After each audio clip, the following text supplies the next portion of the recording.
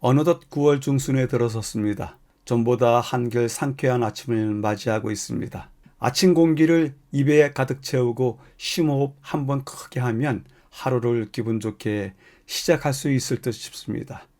일주일 동안 평안하셨는지요? 우리의 생활이 어제와 오늘이 다를 바 없이 동일한 것은 어제의 태양과 대지가 오늘의 태양과 대지와 다르지 않기 때문이라는 생각이 듭니다.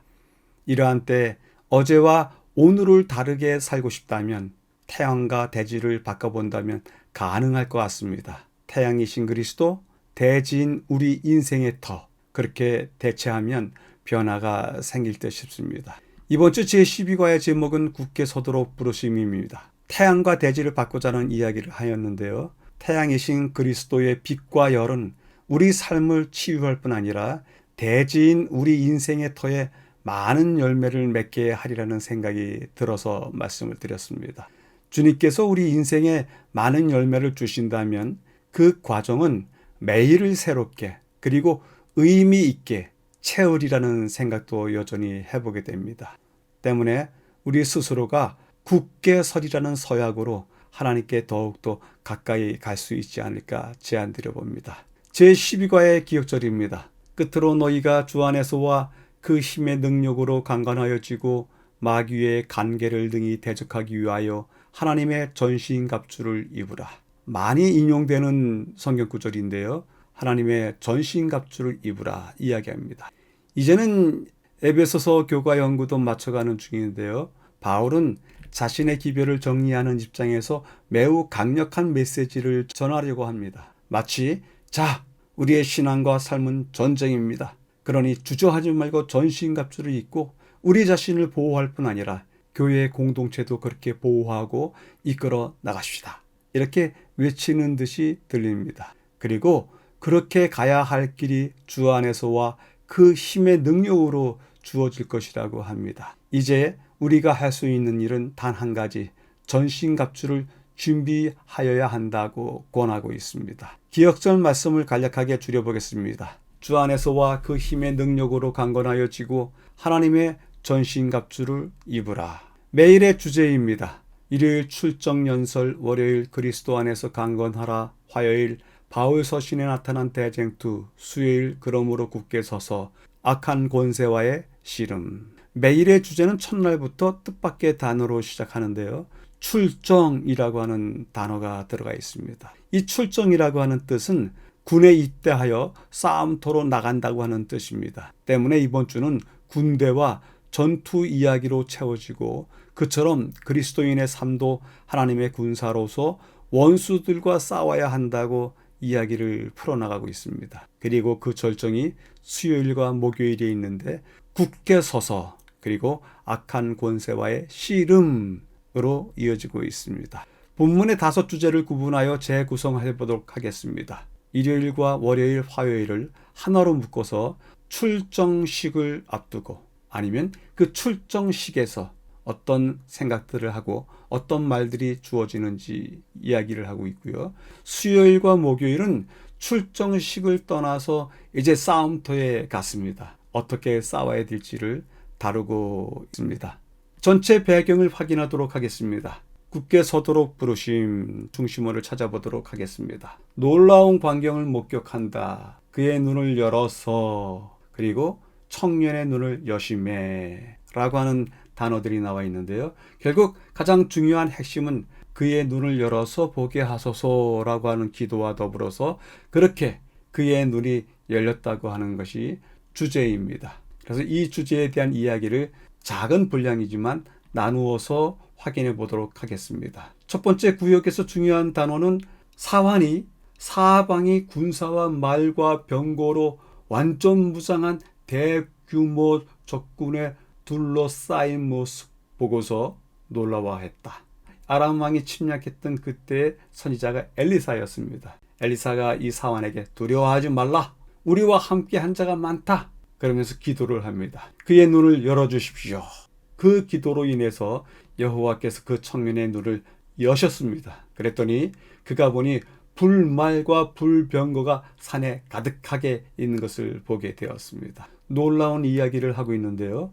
현실 세상을 바라보더라도 우리의 영적 통찰력을 가지고 바라보자. 통찰력을 키우자. 이런 주제로서 이야기를 하고 있습니다. 전체 배경을 요약해 보도록 하겠습니다. 눈이 보는 대로 두려움을 느낀다. 우리 대부분 그렇게 느끼고 있습니다.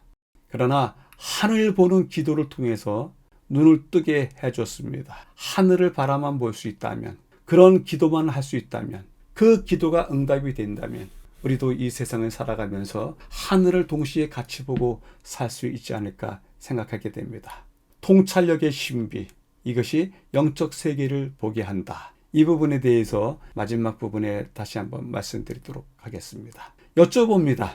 지금 이곳에서 살아가면서 어떤 경우에 어느 입장에서 통찰력이 필요한가? 사업하는 데 통찰력이 필요한가? 공부하는 데 통찰력이 필요한가? 여러 가지 통찰력이 필요한 데가 있겠습니다만은 우리에게 필요한 통찰력 어느 분야에서 필요할까요? 여러분들 스스로가 대답을 찾아보시게 되기를 바랍니다. 첫째 날입니다. 출정연설. 출정이라고 하는 단어가 어떤 의미인지 전체 배경에서 말씀드렸는데요. 군대에 나가서 전쟁터에 나가는 것, 그리고 바로 그 전쟁터에 나가기 직전에 대장이 하는 연설, 출정연설이라고 합니다. 중요한 단어들을 찾아보도록 하겠습니다. 믿음의 전쟁에 동참할 것을 촉구한다. 전쟁의 병사들이 했던 행동을 촉구한다. 그리고 확고한 신뢰에 있다. 출정연설이라고 하는 제목에 맞는 그러한 단어들이 눈에 띄었습니다. 결국 믿음의 군사여, 하나님을 신뢰하라. 그러면서 우리가 전쟁터에 나가자. 이렇게 이야기를 하고 있습니다. 과연 본문에 어떤 내용들이 있는지 구분해서 확인해 보도록 하겠습니다. 첫 번째 부분에서 이야기되는 것은 전쟁을 향해서 나가야 되는 그리스도인 군사들에 대해서 주 안에서 강건하라 이야기를 하고 있습니다. 선악의 대장투에 동참하라.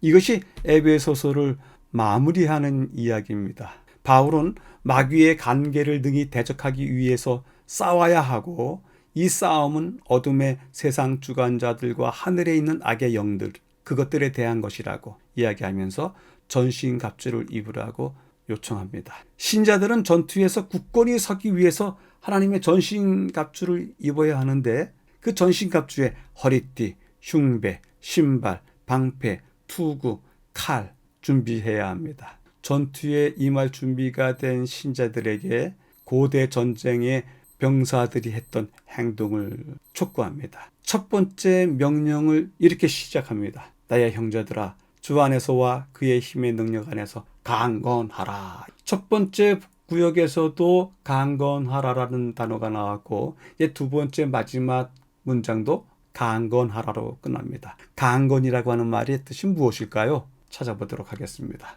강건하다. 나는 주님으로 인하여 권능이 충만하다. 권능이 강력하다. 이런 뜻입니다. 엔디나모우라고 하는 그 단어에서 나온 우리 영어 단어가 뭐냐면 다이너마이트입니다. 강력하게 폭발하는 폭탄물, 그것을 다이너마이트라고 하는데요. 강건하다가 그런 의미가 있는 것입니다. 충만하다, 강력하다.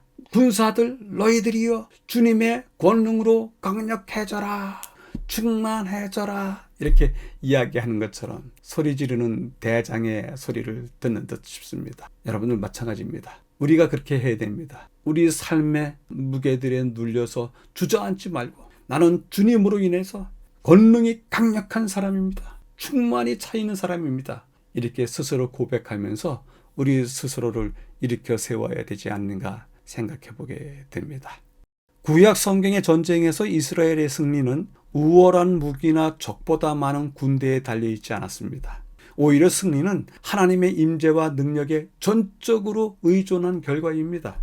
이스라엘 백성들의 성공의 열쇠는 자신에 대한 신뢰가 아니라 하나님의 능력과 예비하심에 대한 확고한 신뢰에 달려 있었던 것입니다. 따라서 바울은 이러한 주제를 사용해서 신약시대 신자들이, 군사들이 선악의 대장투에 참여할 것을 요구하고 있는데, 그 전쟁의 한복판에 서 있는 교회, 가정에서 다음과 같은 일들이 있기를 권면하고 있습니다. 우리가 나가는 전쟁터는 현실적인 입장에서 총과 미사일이 난무하는 전쟁터는 아닙니다. 우리의 전쟁터는 우리의 가정과 교회입니다. 때문에 우리의 가정과 교회에서 전투를 치르는 전사로서, 군사로서 우리가 해야 될 일이 이런 것이라는 것입니다. 교회의 사명을 추구하는 데 적극적이라. 삶과 증거에 영향을 미치는 보이지 않는 차원의 주의를 기울이라. 말씀드렸습니다만 두 번째 것이 상당히 중요한 것은 보이지 않는 차원의 주의를 기울이는 것인데, 이 보이지 않는 차원의 주의를 기울이는 것을 갖다가 통찰력을 키운다라고 하는 말로 바꿀 수 있을 듯 싶습니다. 세 번째, 승리를 위한 하나님의 예비하심을 인식하라. 네 번째, 신자들 간의 연합과 협력의 중요성에 항상 주의를 기울이라. 우리의 삶의 터인 교회와 가정에서 우리가 이러한 일을 치러야 되고 이러한 일에 앞장서서 전사가 되어서 승리해야 되리라 생각합니다. 교훈의 말씀입니다. 우리는 하나님의 전신갑주를 입어야 하고 순간마다 암흑의 세력을 대항할 준비를 갖추고 있어야 한다. 시험과 시련이 닥쳐올 때 하나님께 나아가 기도로 그분과 더불어 씨름하라. 그분은 우리를 무력하게 버려두지 않으시고 그것들을 극복하고 깨트릴 수 있는 능력과 은혜를 주실 것이다. 5. 우리 모두가 이러한 사실을 알고 예수님의 선한 군사로서 어려움을 견디어낼 수 있다면 얼마나 좋을까. 마지막 부분에 얼마나 좋을까 하는 것이 선지자가 글을 쓰면서 하는 기대 아니겠습니까? 그러한 기대는 어렵기 때문에 기대할 수도 있고 우리가 능히 할 수 있기 때문에 또 기대할 수 있다고도 생각이 듭니다. 우리 모두가 이 말씀에 응하는 식구들이 되기를 바랍니다. 첫째 날을 요약해 보도록 하겠습니다. 주님과 그의 능력 안에서 강건하라. 하나님의 전신갑주를 취하라. 승리, 하나님을 신뢰하는 데 달려있다. 이미 첫째 날에 핵심되는 이야기들이 다 선포가 되었습니다. 둘째 날, 셋째 날 그것에 대한 실제적인 일에 대해서 이야기하고 넷째 날, 다섯째 날은 그 정신을 가지고 전투할 때 어떻게까지 씨름을 해야 되는지 다루어주고 있습니다. 선악의 대장투를 위하여 나는 무엇을 준비하였는가? 우리 스스로에게 물어볼 수 있을 듯 싶습니다. 둘째 날입니다. 그리스도 안에서 강건하라.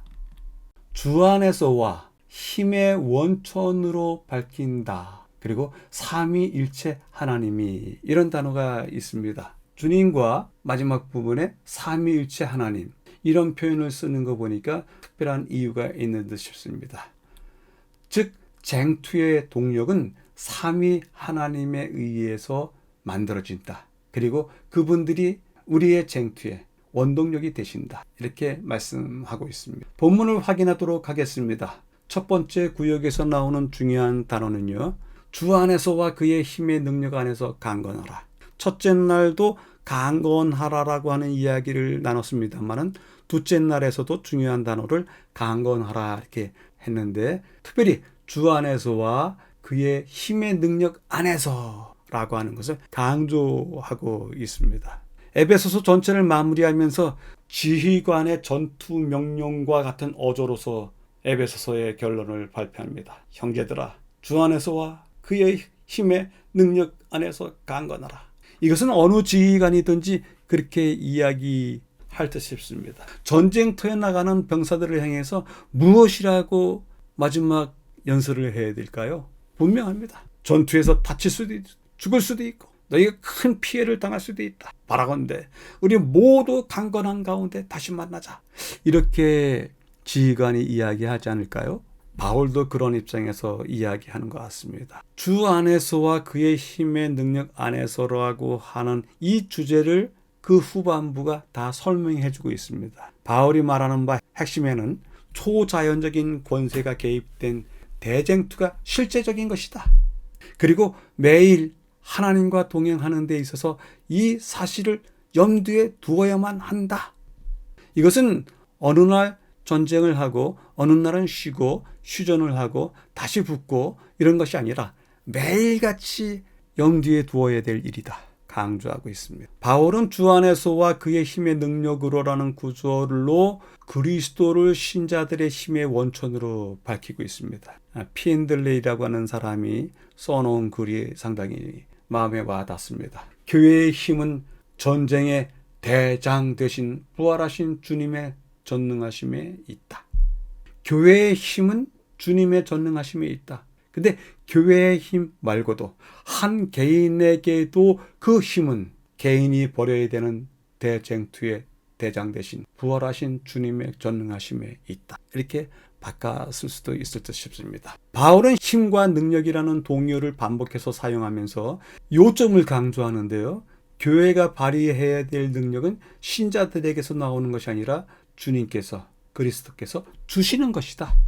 바울은 하나님의 능력이 신자들에게 주어진다고 말합니다. 지금 또 장차 올 모든 전쟁에서 이길 수 있는 힘은 부활하시고 높여주신 그리스도와 신자 사이의 결속 가운데서 발견되는데 그 역시 그리스도께서 신자들에게 그 능력을 주시기 때문이다. 설명하고 있습니다. 바울의 첫 명령은 신자들에게 힘을 주시는 그리스도를 강조하여 선포되고 있지만 악에 대항하는 영적 싸움을 위해서 신자들에게 능력을 주시는데 신격인 삼위 모두가 관여하고 계시다라고 이야기합니다. 아버지 하나님, 성령 하나님, 그리고 주님 예수님 모두 이 세 분이 모두 관여하고 계시다고요. 아버지 하나님은 자신의 무기인 전신갑주를 사용할 수 있게 해주시고요. 성령은 신자들에게 또한 능력을 주고 계시는데 성령으로 말미암아 너희 속사람을 능력으로 강건하게 하시오며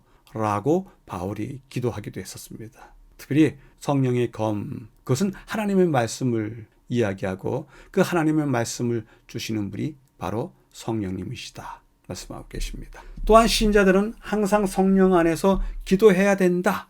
성령에 대한 이야기를 상당히 많이 강조하고 있습니다. 주님께서 부활 승천하신 이후에 그 다음 세상을 이끄시는 하나님이 성령 하나님이시기 때문에 항상 성령 안에서 기도해야 된다. 이 말씀을 덧붙여서 이야기하는 것이 틀리지 않습니다.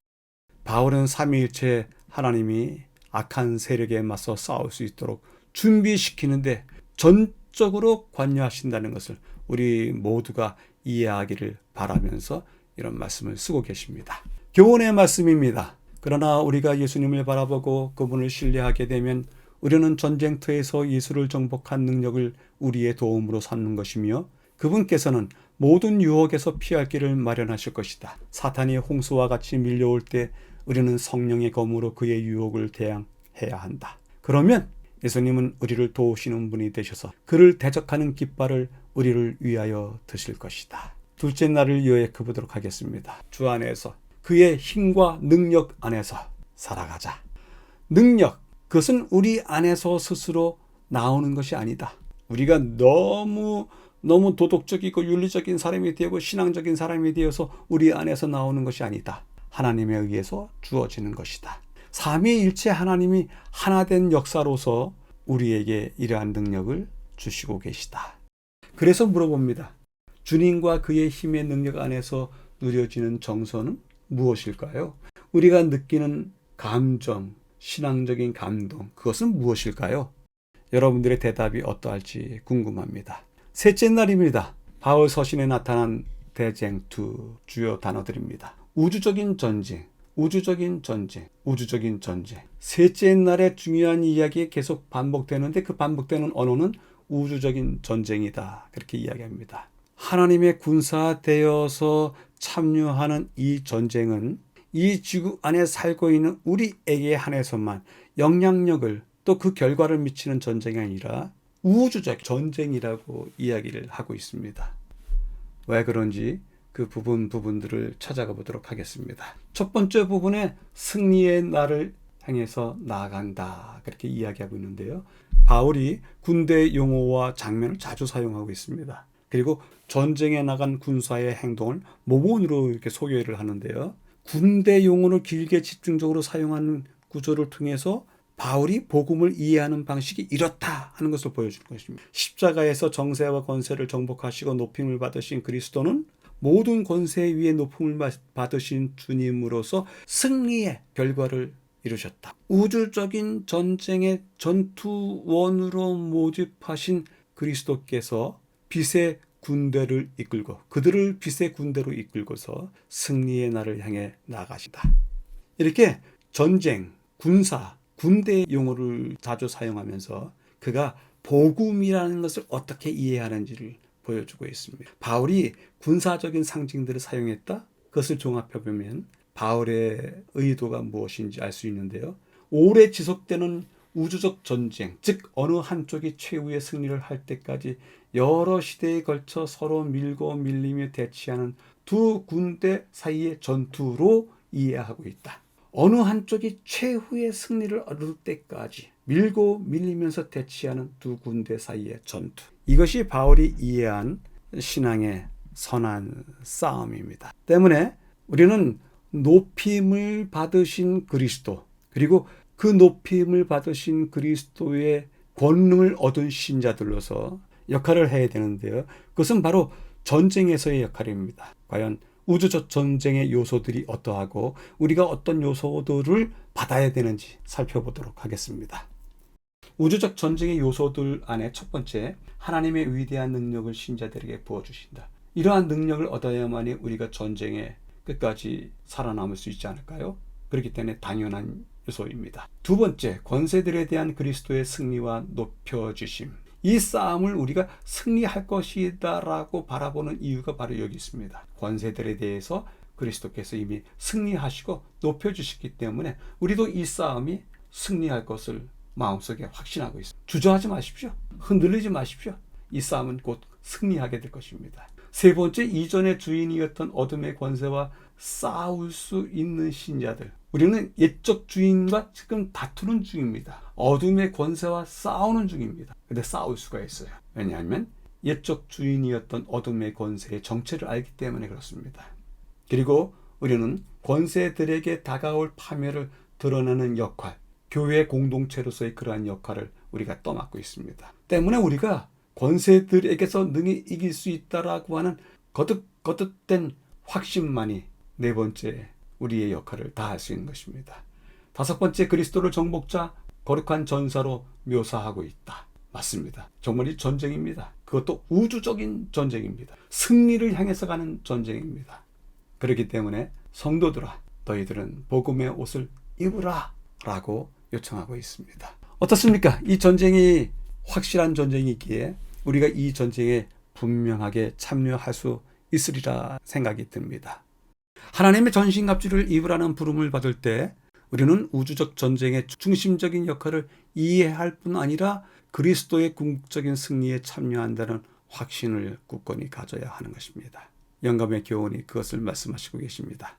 하나님의 전신갑주를 입고 구원의 대장을 꾸준히 주목하라. 앞길에 위험이 있기 때문이다. 비록 가장 치열하게 싸우는 중일지라도 거짓 깃발을 따르지 말고 우리의 거룩한 믿음의 깃발을 주시하고 그것이 휘날리는 곳을 알아내라. 미구의 전쟁은 끝나고 승리는 거두어질 것이다. 그러므로 그대가 만일 성실하기만 하면 그를 사랑하시는 분을 통하여 그대는 넉넉히 이기게 될 것이다. 그때에는 영광스러운 상급, 영원한 영광에 중한 것이 그대의 것이 될 것이다. 매우 귀중한 허락입니다. 셋째 날을 요약해 보도록 하겠습니다. 승리 향해 가는 빛의 군사들이다. 높임 받은 주님 계시고 그 주님 밑에 우리는 권능을 받은 군사들이다. 여러분, 우리는 지금 우주적 전쟁의 중심에 서 있다는 것을 기억하십시오. 우리 모두가 중심에 서 있습니다. 때문에 우리 모두는 우주에서 바라보는 아주 중요한 하나님의 전사입니다. 끝까지 이 전투에 참여하시리라 생각을 해봅니다. 그래서 물어봅니다. 내 안에 불리하다고 느끼는 것이 있는가? 무엇이 그렇게 불리해서 불안하고 두려움을 느낄까? 만약에 그러시다면 왜 그렇게 느낄까? 한번 생각해 보시게 되길 바랍니다. 넷째 날입니다. 그러므로 굳게 서 있다. 서서 지키는 것. 굳게 서서. 넷째 날은 또한 선다는 단어가 중심이네요. 서다. 자신의 자리에 굳게 서서 지켜내다. 이런 내용이 있는데요. 이 내용이 어떤 의미가 있기 때문에 이렇게 글을 쓰는지 확인해 보도록 하겠습니다. 첫 번째 부분에 나와 있는 이야기입니다.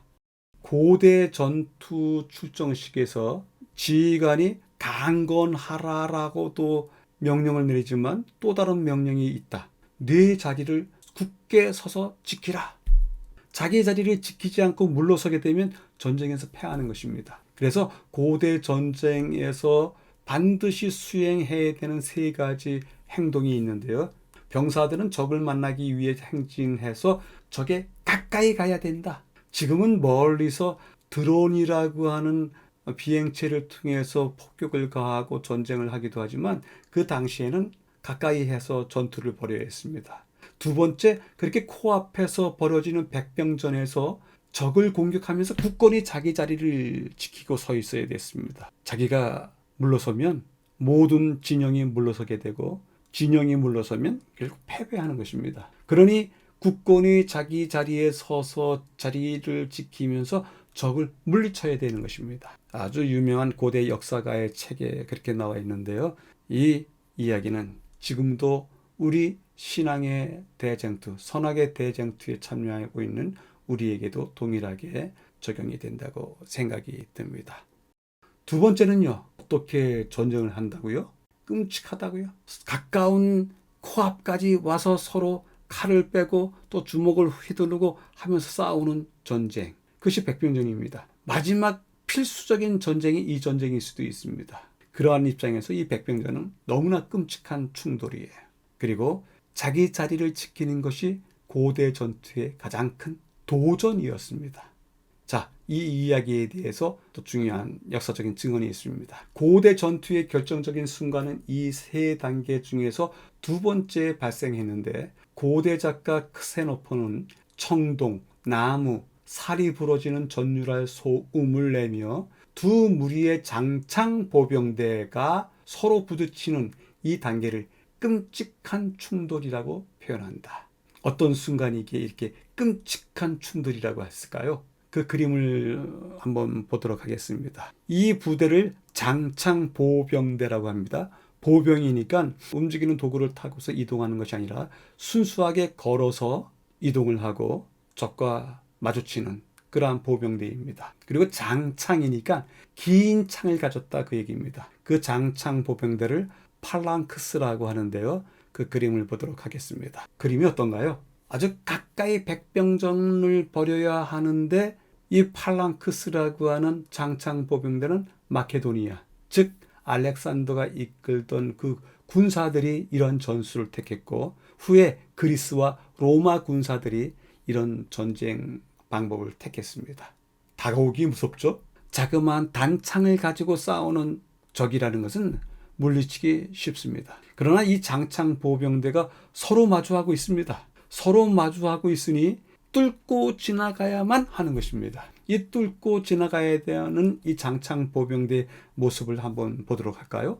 이렇습니다. 눈의 높이에서 바라본다고 했을 때 이렇습니다. 전쟁이 정말 격렬하고 끔찍한 충돌 맞습니다. 이러한 전략적인 순간에 자리를 지키라고요? 가능할까요? 이 접전성에서 양편이 다 밀어붙이기를 해야 됩니다. 밀어붙여서 이겨야만이 전쟁에서 이깁니다. 실제로 전쟁에서 이겼던 장군의 모습을 한번 볼까요? 여기는 데살로니가입니다. 성경의 땅 탐사 여행을 하다 보면은 여행 경로의 한가운데 있기 때문에 들리게 되어 있는데요. 그 데살로니가 지역이 알렉산더가 왕으로서 또 장차 왕으로서 두드러진 역할을 하기 시작한 지역입니다. 마케도니아의 수도가 데살로니가입니다. 대단히 용감한 멋있는 그러한 동상입니다.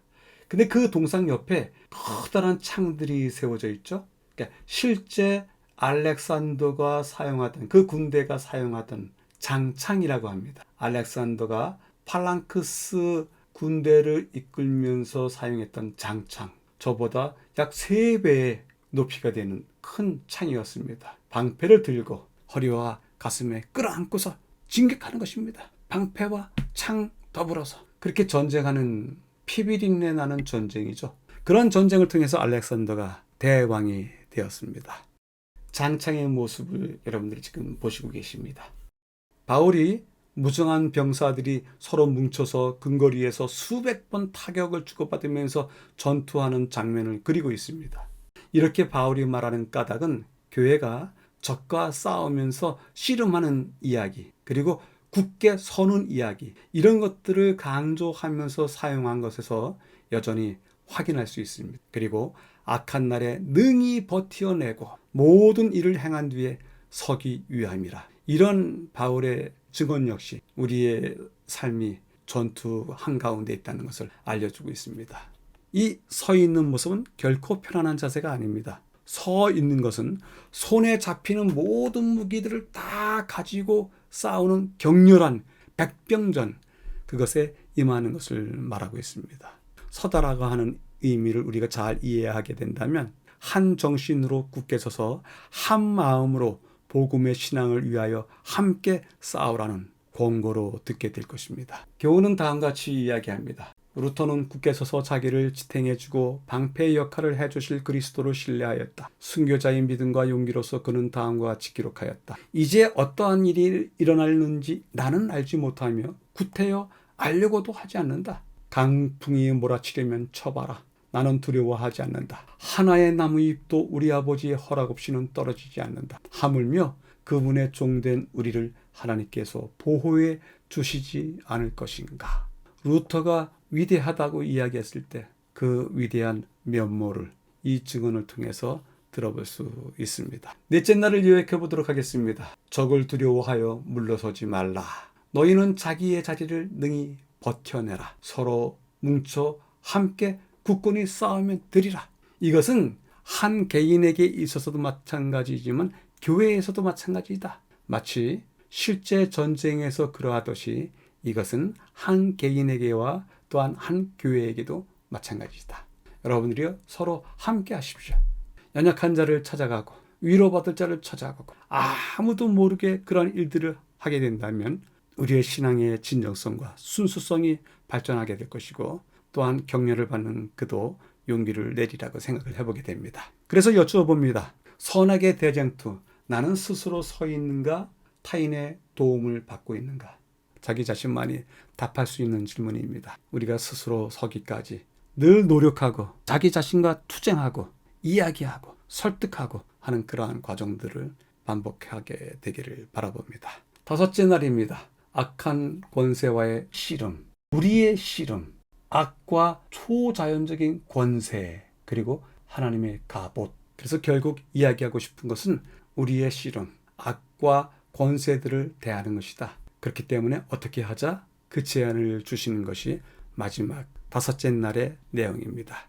첫 번째 구역에서 살펴보도록 하겠습니다. 우리의 씨름, 그 씨름에서 바울은 당대에 있었던 레슬링 선수들 사이의 경쟁을 뜻하는 팔레라고 하는 단어를 사용했다. 레슬링은 전투를 대비한 훌륭한 준비 운동으로 여겨졌기 때문에 군대가 충돌할 때 일어나는 백병전 전투에 대한 적절한 준비이기 때문에 우리의 씨름이라고 표현했다.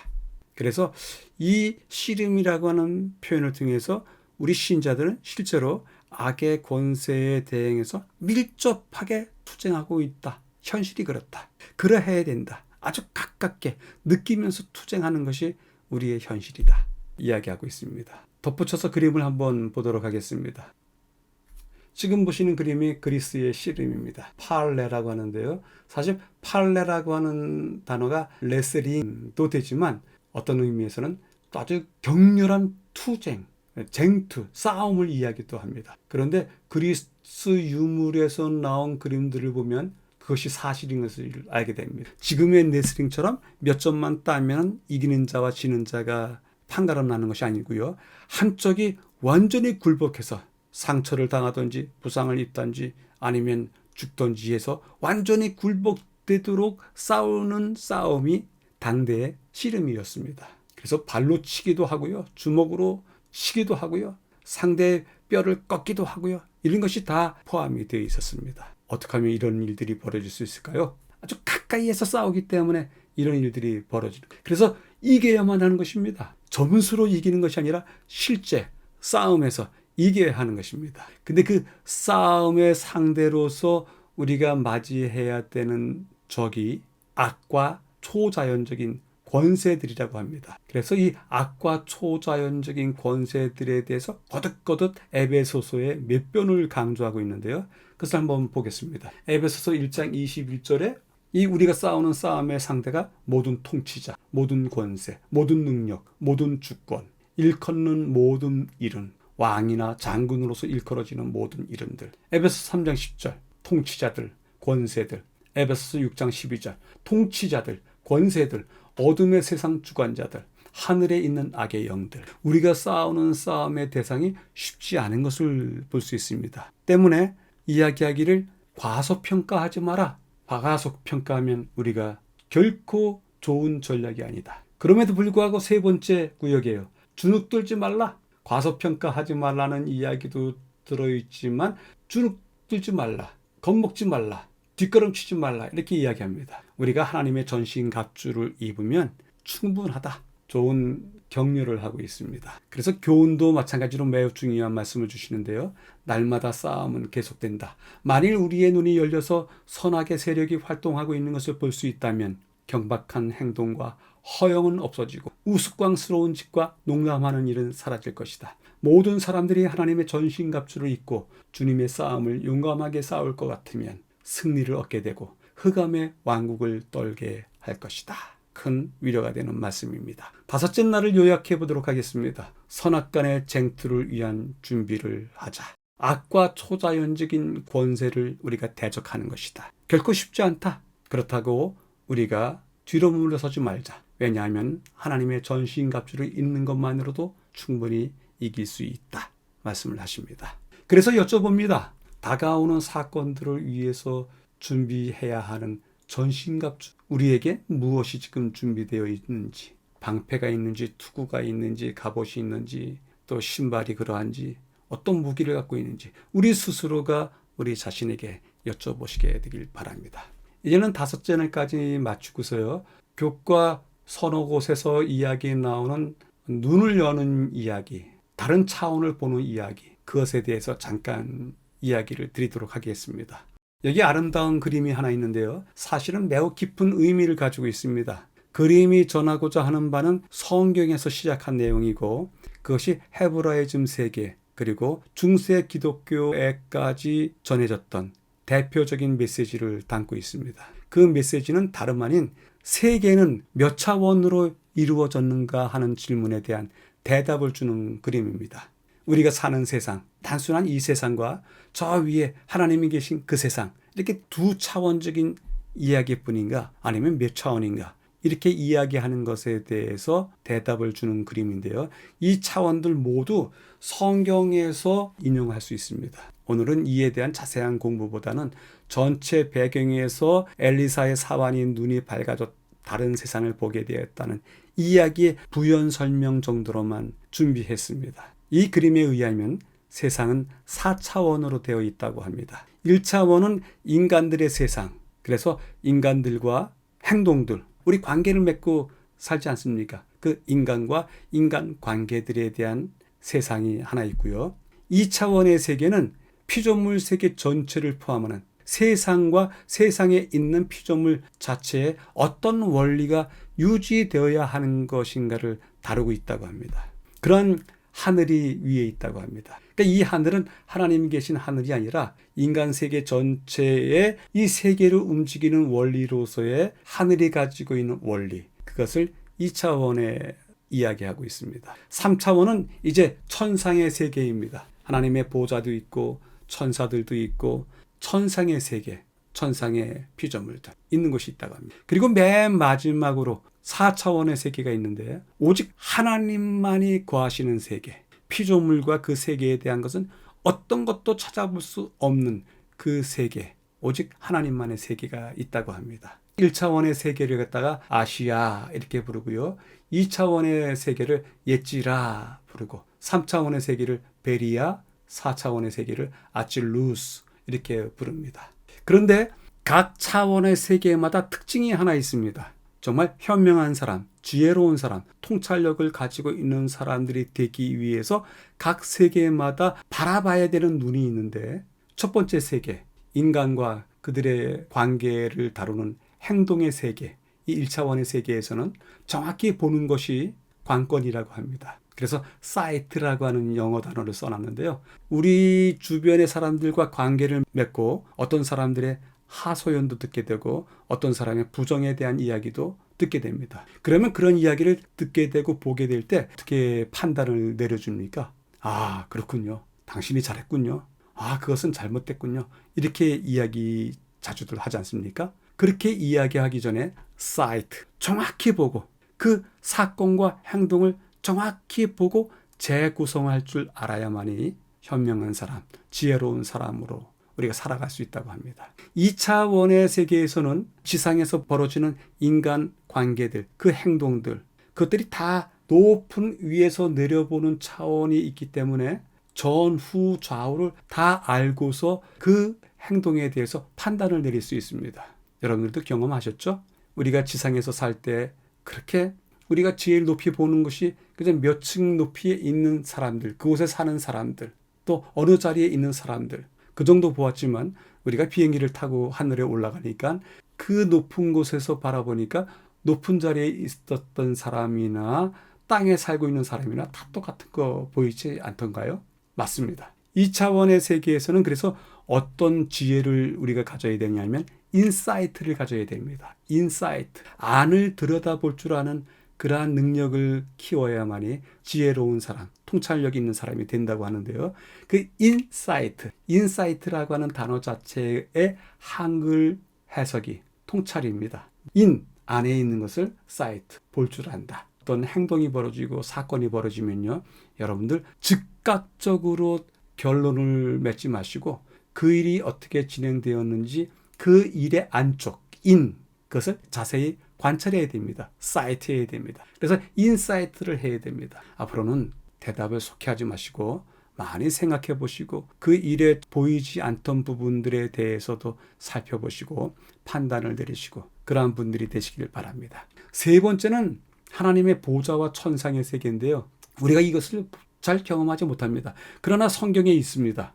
엘리야가 하늘로 불병거 타고 올라가는 모습. 그것은 실제 이 땅에서부터 태양과 별들이 있는 공간을 지나서 저쪽 하늘, 천상세계까지 가는 그 과정이 그것입니다. 또 사닥다리 이야기도 마찬가지입니다. 이 땅에서부터 하나님이 계신 그곳, 천사들이 오르락내리락 한다. 세 번째 단계에서는 하늘과 땅이 통해지는, 왕래하는 그러한 세상을 이야기하는데요. 천상세계에서 어떠한 일들이 준비되고 벌어지는지에 대한 이야기는 인스피레이션, 즉 영감을 통해서 얻을 수 있습니다. 인간적인 마음으로는 이 세계를 이룰 수 없고요.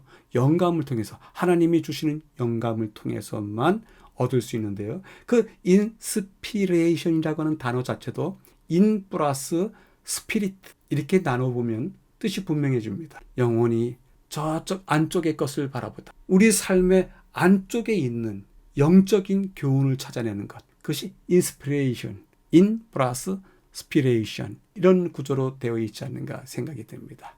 3차원의 세계에 대해서 교통하는 이야기는 신구약 성경에 상당히 많이 있습니다. 그런데 4차원의 세계인 하나님만이 존재하시는 그 세상, 인간이 경험할 수 없는 세상입니다. 오직 하나님만이. 그래서 여러분들 창세기 1장 1절 전에 무엇이 있었을까 생각해 보신 적이 있으신지요?